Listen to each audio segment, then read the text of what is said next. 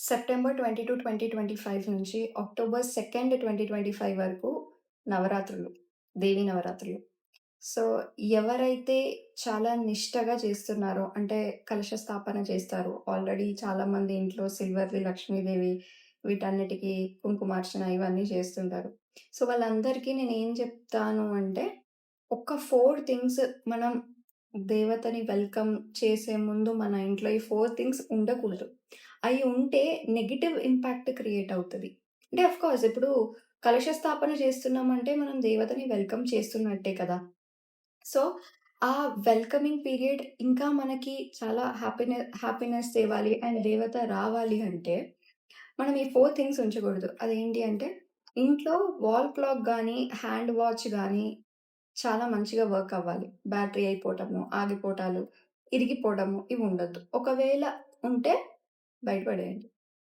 Second, పగిలిన పటాలు గానీ, పగిలిన ఐడల్స్ కానీ ఇంట్లో ఉంచకండి.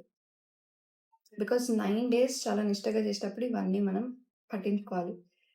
థర్డ్‌లీ, విరిగిపోయిన చీపురు ఇంట్లో ఉండొద్దు. లేదా వాడని చీపుర్లు ఇంట్లో ఉండొద్దు. అండ్ ఇంకొకటేంటి అంటే, వీటన్నిటికంటే ఇంపార్టెంట్,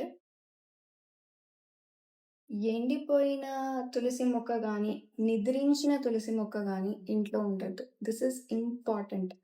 అండ్ నాకు తెలిసినంత వరకు దేవీ నవరాత్రులు ఎవరైతే చేస్తున్నారో ఎవ్రీ డే ఫస్ట్ తులసి దేవతకే పూజ చేయాలి. సో, ఈ 4 థింగ్స్ నేనైతే చాలా ఖచ్చితంగా ఫాలో అవుతా. అంటే అపార్ట్ ఫ్రమ్ ఇల్లు సదురుకోవడం, ఇల్లు దులుపుకోవడం, అంతా క్లీన్ చేసుకోవడం కంటే కూడా ఈ 4 పాయింట్స్ ఇంకా ఇంపార్టెంట్. సో థట్ మనం కలశ స్థాపన చేస్తున్నప్పుడు ఖచ్చితంగా దేవత రావాలని ఎక్స్‌పెక్ట్ చేస్తాం. దేవత వస్తది గూడా. సో, వచ్చినప్పుడు మనకి నెగెటివ్ ఇంపాక్ట్స్ అనేవి అవి ఆబ్స్టాకల్‌గా క్రియేట్ అవ్వద్దు కాబట్టి, ఎవరైతే ఫాలో అవుతారో వాళ్ళకి మాత్రమే ఇది. Thank you. హ్యాపీ నవరాత్రి.